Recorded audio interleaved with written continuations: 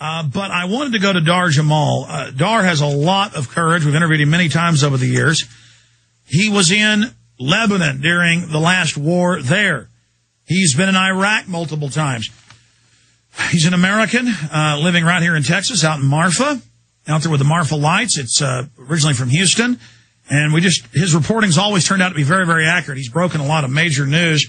One of the stories he just put out a few weeks ago, the reason I wanted to get him back on was the U.S. occupation of Iraq continues unabated.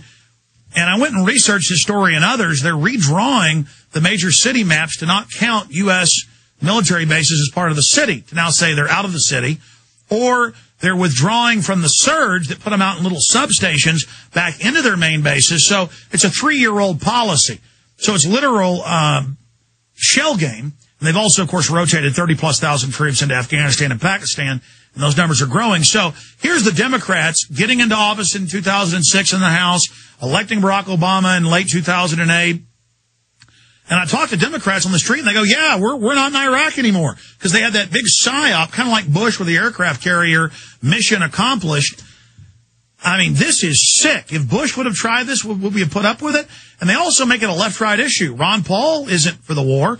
Most Republicans aren't. At CPAC, the big Republican deal, he got a standing ovation against the war. Nobody's for this war but a few morons. I know the troops want to come home, 80+% in polls. Eyewitness, Dahr Jamail joins us. His new book is out, available at better bookstores everywhere. The Will to Resist, Soldiers Who Refuse to Fight in Iraq and Afghanistan. Like Pat Tillman, boy, they killed him deader than a hammer. Dahr Jamail, great to have you here. Good to be with you, Alex. Thank you. So much has happened since I had you on probably 2 years ago. You've been out of the country most of the time, hard man to get a hold of. We'll have you back up soon, but today in limited time, tell us the saga, what you've seen on this quest the last few years. Well, regarding the continuation of the occupation of Iraq, it's really amazing to me to just watch how, folks like you and me, Alex, who get the U.S. Empire Project and get that these occupations of both Iraq and Afghanistan were permanent ventures going into them. I mean, before they even happened, it was very, very clear what was going to be happening there. It was stated, yeah. And it was, and then we have even literally just today, or just yesterday, when Puppet Prime Minister Nouri al-Maliki from Baghdad shows up in D.C. and is hanging out with President Barack Obama, and he says, quote, "If the Iraqi forces require further training and further support, we shall examine this then," it's talking about 2011, at that time, based on the needs of Iraq. So he's already, of course, just laying the propaganda path out there for the U.S. Occupation to continue unabated, and then coupled with what you're just saying, redrawing the maps of cities, so now technically the bases aren't inside the cities. But, my contacts in Iraq are saying patrols are still happening in Baghdad, patrols are still happening in other cities. Some of the bigger bases, like the one in Baghdad, are still right there. We're still looking at over 130,000 U.S. troops there, and more flowing into Afghanistan. So we're really, again, we're just seeing a continuation of Bush policy in both Iraq and Afghanistan. But isn't this classic corporate doublespeak or soft power where Obama always, instead of Bush is saying, I don't care, I'm going to do what I want, Obama will say, you have won, I won't hire lobbyists, or you have won, I'll pull out of Iraq, or you have won, I won't give banker bailout bonus money, and then he does the exact opposite. I mean, he's a lot slicker because he doesn't give you a fight. He tells you, okay, I agree with you, but then goes around behind your back. I mean, it is really hard to stomach this. Well, I think you're exactly right, and I think that's actually the core of how and why he's been as effective as he is, getting most of the mainstream Democrats to really drink the Obama Kool-Aid where, hey, you voted for him and he says he's going to change everything, and just because he's more charismatic and articulate and can actually complete sentences unlike Bush, people believe him. He's a hell of a salesman, and he's done a really good job, but, the facts are stacking up against him. Everyone, when people are getting kicked out of their homes and the government keeps ramping up domestic threats against people and all of this, we're in both occupations continuing unabated, the facts are starting to pile up against him. So I think inevitably at some point, despite him being a very wonderful branding marketing tool as he's been, I think eventually the facts are going to kind of obscure that enough to where enough people can see it. At least that's my hope. Well, I hope you're right. I mean, evidence shows his approval rating's dropping, but I've seen the polls. It's not really over the war.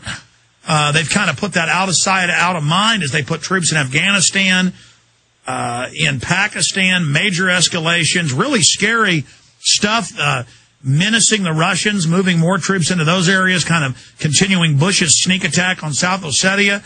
It's clear the corporate managers of both parties, as the RAND Corporation document said 6 months ago, need a global war to go ahead and establish this new global banking dictatorship.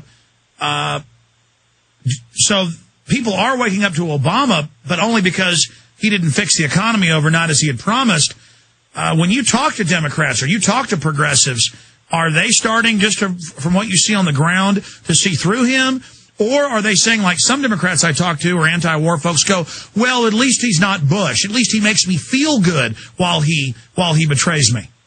Well, it's unfortunately, Alex, it's been more of the latter where, granted, there are more and more people waking up, and certainly more and more of us on the fringe that have known this all along are seeing more people kind of enter into our community and are really seeing the reality. But unfortunately, I think most people are still saying that, yeah, okay, things are bad, and yeah, Obama's disappointing, and he's not fulfilling all his promises, but he took over a really desperate situation, so we have to give him more time, et cetera, et cetera. So really, indications are that I think, unfortunately, the bulk of people are still kind of sleepwalking through this and really just not willing to look at the fact that, Barack Obama, for example, just talking about Iraq and Afghanistan, it doesn't take a brain surgeon to see that he kept Bush's Secretary of Defense, Robert Gates. He kept all the highest-ranking people in the Pentagon there from Bush to just continue over. I mean, there's been a seamless continuation in policy. And we're not even talking about domestically, but just talking about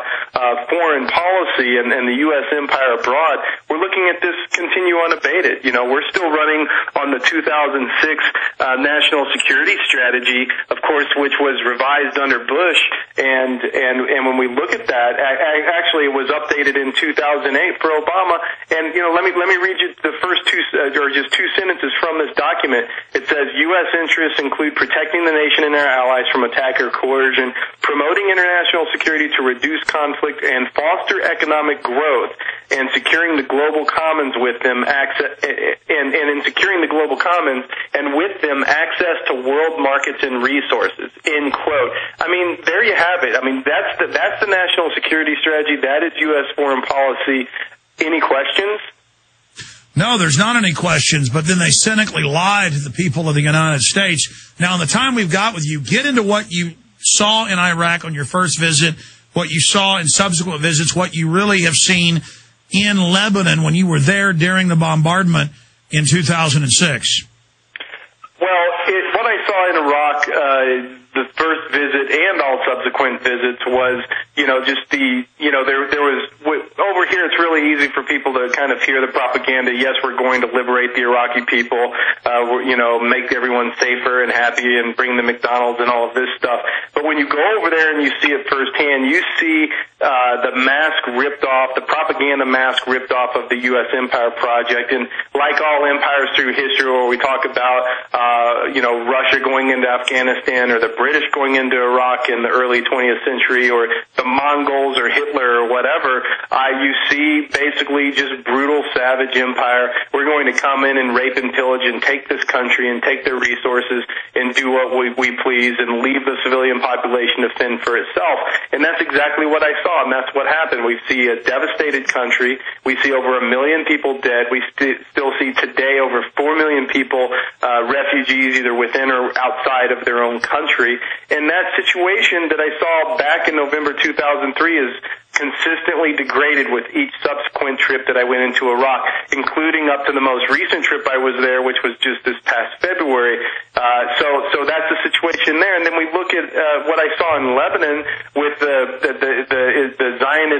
Israeli Zionist aggression against the people of Lebanon in 2006. I just actually happened to be flying into Syria the day before that took place and woke up in Syria watching Al Jazeera and seeing the footage of the Israel bombardment of Beirut and specifically the airport. And then things went on horribly for 34 days and killed over 1,000 innocent civilians in Lebanon. And, we look at that situation, and again, it was just, there's all this propaganda, Israel's right to defend itself, et cetera, and it was just total propaganda. This was a situation, I'm sure you talked about it, Alex, where, this was all planned well in advance, totally in cahoots with the Bush administration. Well, that's now come out that they were planning for years to do this, and some evidence has even shown they had intelligence operatives in southern Lebanon who were firing some of the rockets, and that Israelis were then firing chemical weapon rounds. Did you see any evidence of that? Well, I absolutely saw evidence of white phosphorus being used, and then, of course, the no-brainer is the fact that Israel dropped over 1 million cluster bombs in just the last 72 hours of that conflict, where literally when the truce was on the table and we knew the deadline was coming, they dropped more cluster bombs in Lebanon than the U.S. did in Iraq in 1991. And that's blowing little kids' legs off all day. And it's just the way that the Lebanese are then dehumanized.